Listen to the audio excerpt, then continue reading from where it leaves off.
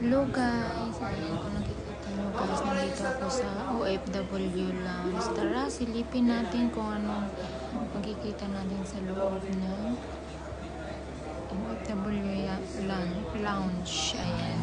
Kung makikita nyo guys, ayan, nakaupo sila, nagpapahinga, naghihintay ng kanilang mga flight. Ayan.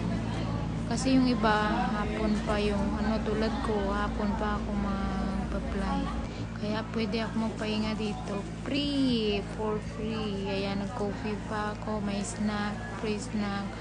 Kaya lang hindi ko nabutan yung lugar, naubusan na ako. Ayan, may free drinks, basta lahat free, may free coffee. Ayan, ang daming tao dito sa loob at e-card, ayan, OFW e-card. Ayan, naghihintay rin ng kanilang mga flight.